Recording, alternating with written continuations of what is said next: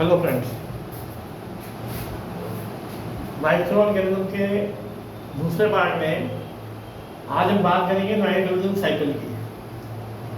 Nitrogen cycle जो है explain करती है कि एटमॉस्फेयर से अर्थ पे और अर्थ से वापस एटमॉस्फेयर में नाइट्रोजन कैसे सर्कुलेट हो रहा है।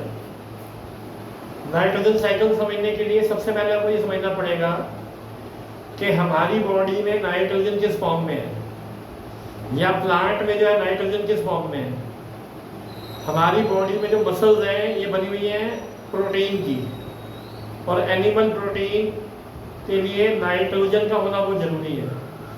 एनिमल प्रोटीन में nitrogen is the most important component. Similarly plant protein में भी, प्लांट सेल में भी देखो, सेल से बनता है टिश्यू, टिश्यू से बनता है ऑर्गन, और ऑर्गन से बनता है ऑर्गन सिस्टम। तो जो प्रोटीन पार्ट है प्लांट का, प्लांट में भी प्रोटीन है, तो प्रोटीन पार्ट जो है वो किससे बना हुआ है? नाइट्रोजन से। और एक बात आपको याद रखनी है कि NPK are the macro nutrients for the plants. N stands for nitrogen. तो अगर प्लांट को नाइट्रोजन नहीं मिलेगा तो प्लांट सर्वाइव नहीं कर सकता। तो एनिमल्स में nitrogen is in the form of animal protein and in plants it is in the form of plant protein. और जो पहली क्लास हमने करी थी माइक्रो ऑर्गेनिज्म की, उसमें मैंने आपको बताया था कि जो नाइट्रोजन है जो एटमॉस्फेयर में प्रेजेंट है वो किसी भी तरीके से यूजफुल नहीं है। प्लांट्स इसको सीधा अब्जॉर्ब नहीं कर सकते। Plants can absorb oxygen from the environment in direct, they can absorb other gases directly, but they can not absorb nitrogen directly from the atmosphere. इसका बड़ा सीधा सा एग्जांपल है, आप घर में चपाती खाते हो ना खाने के साथ, आटा तो नहीं खाते। You can not consume floor, आटा आप सीधा नहीं खा सकते। आटे को खाने से पहले उसे क्या बनानी पड़ती है? चपाती बनानी पड़ती है। तो ऐसे ही नाइट्रोजन जो है सीधा प्लांट अब्जॉर्ब नहीं कर सकते।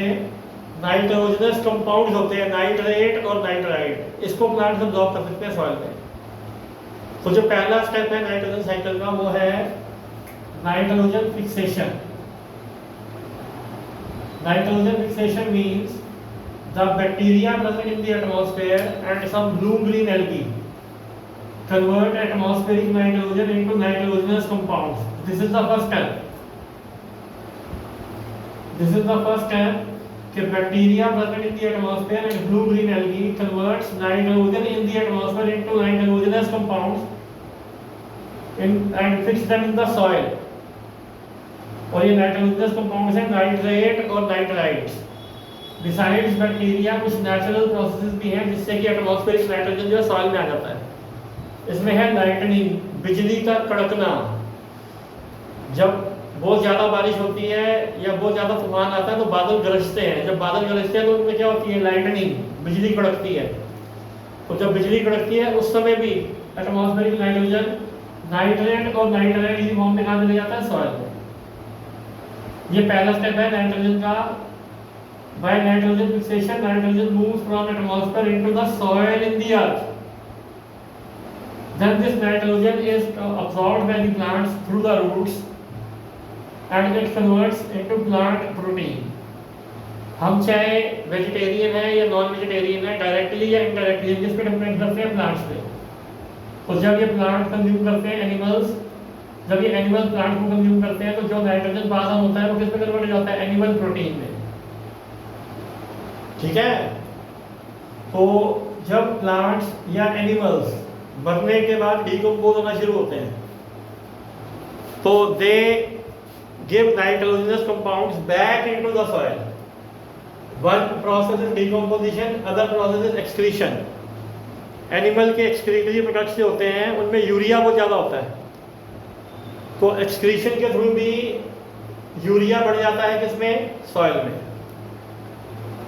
So compounds of nitrogen in soil go into plant and form plant protein, and when animals consume these plants, it goes into the animal body and forms animal protein. When plants and animals die, and when they do excretion, they release back compounds of nitrogen into the soil. Then these soil compounds, the compounds of nitrogen are converted into gaseous compounds like ammonia. कभी कभी घर के अंदर कोई चूहा मर जाता है ना तो उसमें तो थोड़े टाइम बाद बड़ी स्मेल आनी शुरू हो जाती है। वो स्मेल क्यों आती है? क्योंकि जो उसकी बॉडी का प्रोटीन था वो किस में चेंज हो गया? अमोनिया में। Ammonia is a very foul smelling gas. Ammonia एक बहुत ही बदबूदार गैस है। लेकिन वो गैस कब आती है? जब कोई डेड ऑर्गेनिज्म डिकम्पोज होना शुरू हो जाता है। जब उस डेड ऑर्गेनिज्म का जो एनिमल प्रोटीन है वो डिकम्पोज हो रहा है किसमें? गैसियस कंपाउंड में। किसमें? अमोनिया में। ठीक है। अब अमोनिया का जो फॉर्मूला है that is NH3 where N means nitrogen and this nitrogen present in the ammonia is released back into the atmosphere by the action of another type of bacteria. In this way the nitrogen cycle is completed.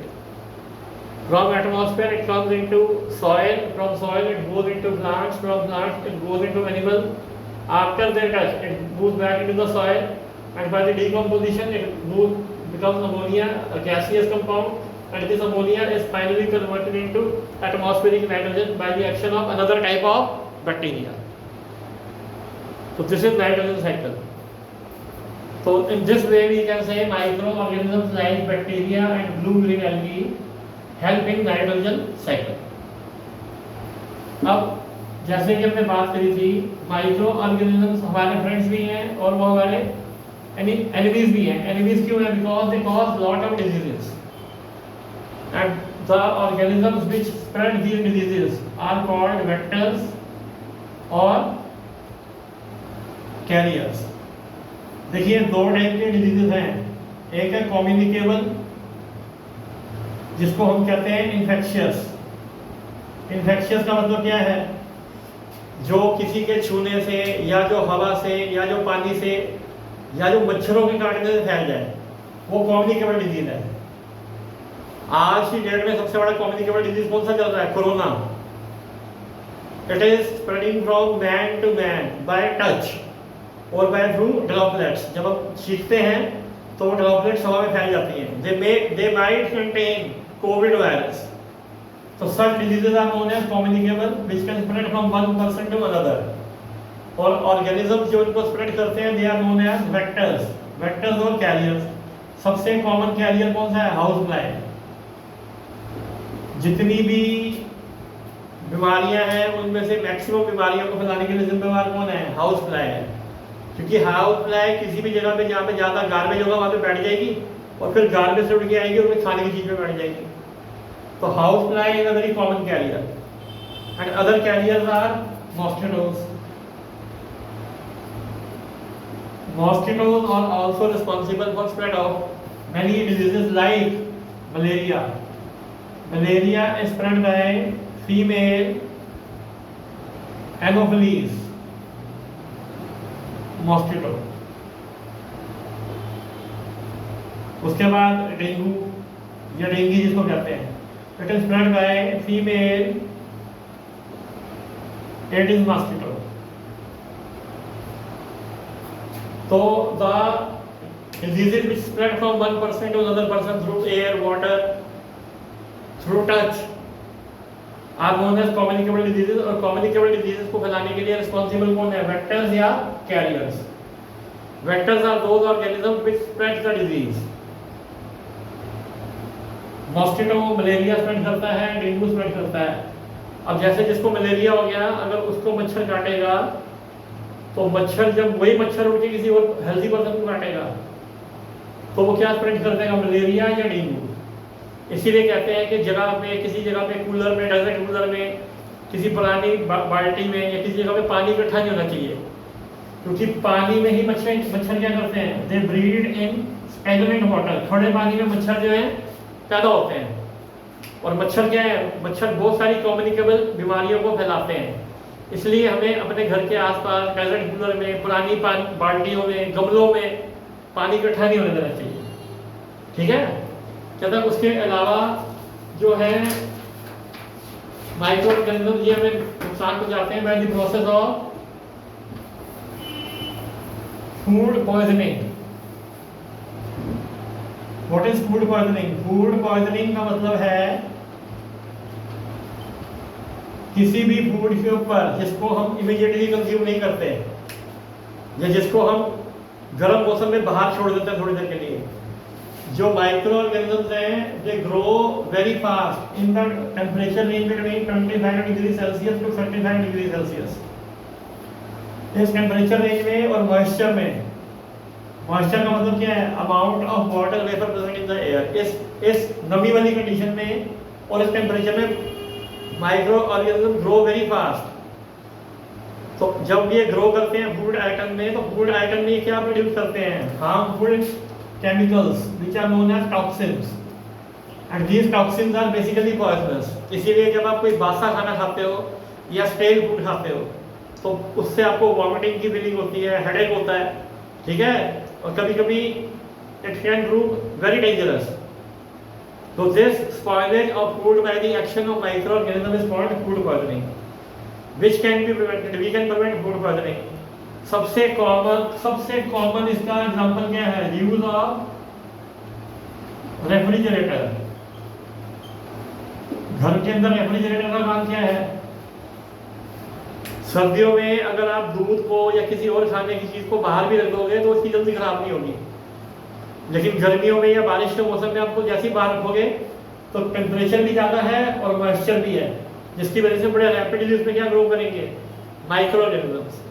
तो उनसे बचने के लिए भी can use क्या, refrigerator. Refrigerator के पीछे principal क्या है कि ये फूड को बहुत कम टेम्परेचर में ले जाता है और कम टेम्परेचर में माइक्रो ऑर्गेनिज्म ग्रो नहीं करते। दूसरा है use of salt and sugar. Salt and sugar absorb the moisture. देखो ड्राई फ्रूट के बारे में आपने पढ़ा है, फ्रूट जो है वो खराब हो जाएगा। आपके पास एप्पल है, बनाना है, कोई और फ्रूट है, ऑरेंज है, इसको आप ज़्यादा देर तक बाहर रखोगे ये खराब हो जाएगा। लेकिन ड्राई फ्रूट में क्या क्या आता है, बादाम है, काजू है, किशमिश है, इसको आप बाहर रखोगे ये खराब नहीं होता, क्योंकि ड्राई फ्रूट में मॉइस्चर नहीं होता, ड्राई फ्रूट में पानी बहुत कम होता है, इसलिए जल्दी खराब नहीं होगा।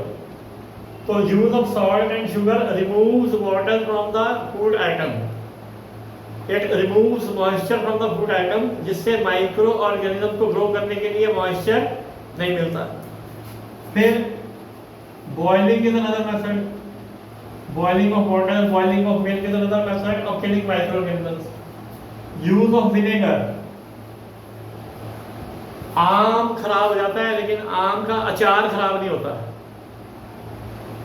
मैंगो जो है वो थोड़े टाइम के बाद खराब हो जाएगा, लेकिन मैंगो पिकल जो है वो खराब नहीं होता। क्यों? विनेगर कंटेन्स क्या, oil, and this oil prevents the contact of micro organism with the air, ठीक है। और उसके बाद हमारे पास है पैस्चराइजेशन। पैस्चराइजेशन पे एक शॉर्ट क्वेश्चन भी आ सकता है। It is the process of heating the milk to about 70 degree Celsius and then immediately cooling it. इसमें दो तरीके से माइक्रो ऑर्गेनिज्म को मारा जाता है, एक हीट से और एक कोल्ड से। पहले टेम्परेचर ऊपर किया जाता है 70 डिग्री सेल्सियस तक दूध का for about 50 to 30 seconds and then suddenly it is chilled. आप नोट करना, आपके घर में जो दूध की थैली आती है उसके ऊपर लिखा होता है पैस्चराइज्ड मिल्क। पैस्चराइज्ड मिल्क का मतलब क्या है, इसमें ऑलरेडी वो टेक्निक यूज की गई है कि इसके अंदर के माइक्रो ऑर्गेनिजम्स मर जाएं। तो these are the some processes by which we can preserve the food. Food preservation के कुछ प्रोसेसेस हैं, इनमें से pasteurisation is very important, short question के रूप में आ सकता है।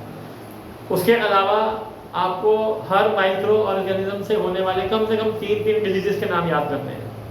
बैक्टीरिया से कौन से 3 डिजीज हो सकते हैं ह्यूमन बीइंग में, वायरस से कौन से 3 डिजीज हो सकते हैं ह्यूमन बीइंग में, प्रोटोजोआ से, फंगस से, और these microorganisms are also harmful for the crops. ये पेड़ पौधों को भी डिजीज करते हैं, तो इनके भी नाम आपको याद करने पड़ेंगे। सीटलस कैंकर है, येलो मोजाइक है, ये सारे आपको याद रखने पड़ेंगे। लेकिन बेसिक पॉइंट ये है कि सब माइक्रो ऑर्गेनिज्म की ग्रोथ को कंट्रोल कर सकते हैं, सिर्फ एक को छोड़ के, और वो क्या है, वायरस। वायरस के लिए कोई एंटीबायोटिक नहीं बनी है, क्योंकि वायरस का स्ट्रक्चर बड़ा अजीब है। ये नॉन लिविंग है, लेकिन जैसे किसी लिविंग बॉडी में आता तो क्या हो जाता है, ये लिविंग हो जाता है, ठीक है। About 80 to 85% of this chapter have been completed. आपको मैं नोट्स भेजूंगा, नोट्स को अच्छे से पढ़ो और एनसीईआरटी को अच्छे से पढ़ो और उसकी एक्टिविटीज अच्छे से पढ़ो। कोई आपको डाउट है आप मेरे से पूछ सकते हैं। Go through the notes and NCERT book, ठीक है, notes are based on the NCERT book. अगर आपके स्कूल में कोई और बुक लगी है तो आप इसे वो बता सकते हो। Till then bye.